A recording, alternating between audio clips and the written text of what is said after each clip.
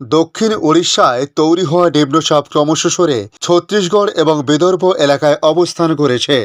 মৌসুমী অক্ষরেখা বাংলা থেকে আরও দূরে সরে গিয়েছে। মৌসুমী অক্ষরেখা এখন ওড়িশার গোপালপুরের উপর দিয়ে মধ্য বঙ্গোপসাগর পর্যন্ত বিস্তৃত রয়েছে। পাশাপাশি আবহাওয়া দপ্তর জানিয়েছে 19শে জুলাই শুক্রবার অর্থাৎ আগামীকাল নিম্নচাপ তৈরি হতে পারে বঙ্গোপসাগরে। উত্তর পশ্চিম ও পশ্চিম মধ্য বঙ্গোপসাগর এলাকায় নিম্নচাপ তৈরি হবে। মূলত এটি উত্তর অন্ধ্রপ্রদেশ ও দক্ষিণ উড়িষ্যা সংলগ্ন উপকূলে অবস্থান করবে। তাই এর প্রভাব কতটা পশ্চিমবাংলার আবহাওয়াকে প্রভাবিত করতে পারে তা তুলে ধরব আজকের এই ভিডিওর মাধ্যমে।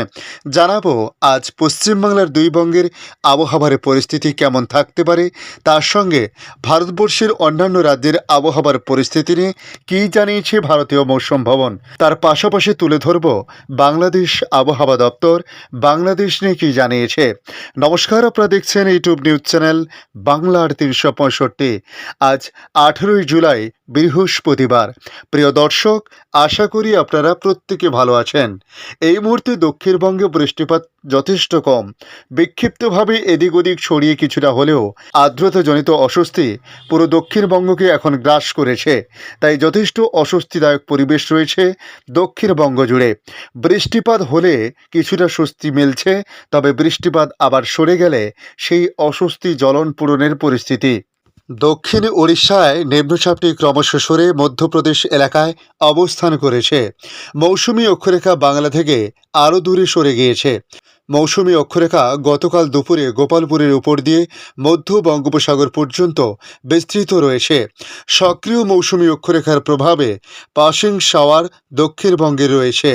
আলিপুর আবহাওয়া দপ্তরের প্রাদেশিক অধিকর্তা সোমনাথ দত্ত একথা জানিয়েছেন। দক্ষিণবঙ্গে আগামী 24 ঘন্টায় ফেয়ারলি ওয়াইড স্প্রেড রেনের সম্ভাবনা রয়েছে, তবে আজ বৃষ্টির পরিমাণ বেশ কিছুটা কমবে। শুধুমাত্র পশ্চিম মেদিনীপুর, হাওড়া ও কলকাতায় ফেয়ারলি ওয়াইড স্প্রেড রেন হতে পারে। এর প্রভাবে 19শে জুলাই থেকে আবহাওয়ায় পরিবর্তন আসছে।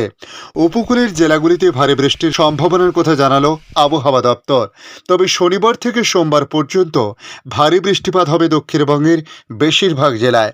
শুক্রবার অর্থাৎ আগামীকাল পূর্ব মেদিনীপুর ও দক্ষিণ 24 পরগনায় ভারী বৃষ্টিপাত হতে পারে। বাকি জেলায় ফেয়ারলি ওয়াইড স্প্রেড রেন হওয়ার সম্ভাবনা রয়েছে। তবে শনিবার পূর্ব পশ্চিম মেদিনীপুর, উত্তর ও দক্ষিণ 24 পরগনা, হাওড়া, হুগলি, কলকাতায় ভারী বৃষ্টির সম্ভাবনা রয়েছে।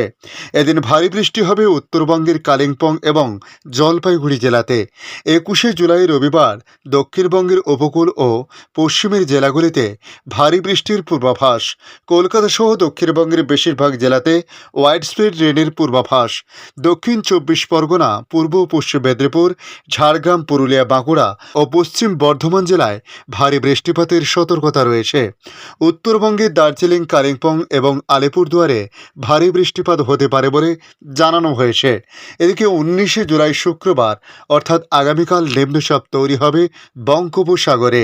নিম্নচাপ তৈরি হবে উত্তর পশ্চিম ও পশ্চিম মধ্য বঙ্গোপসাগর এলাকাতে।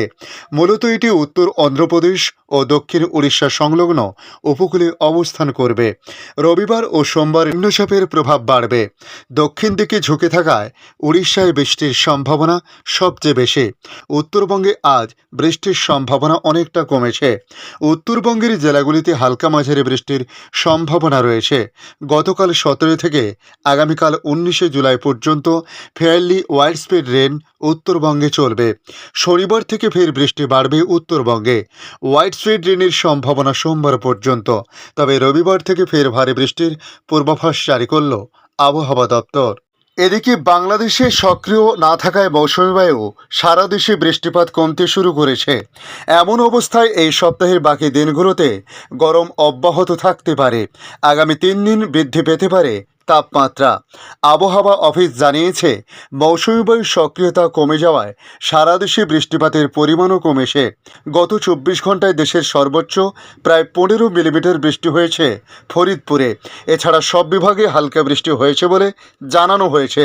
অন্যদিকে গত 24 ঘন্টায় সর্বোচ্চ তাপমাত্রা 35.6 ডিগ্রি সেলসিয়াস ছিল চুয়াডাঙ্গাতে। এছাড়া সব বিভাগে 32 থেকে 35 ডিগ্রি সেলসিয়াস তাপমাত্রা ছিল। আবহাওয়াবিদ মোহাম্মদ আবুল কালাম মল্লিক জানিয়েছেন, সারা দেশে বৃষ্টির পরিমাণ কমেছে, তাই গরম অনুভূত হচ্ছে বেশি। আগামী সপ্তাহে সাগরে একটি লঘুচাপ সৃষ্টি হতে পারে, এমনই ইঙ্গিত আবহাওয়া দপ্তরের।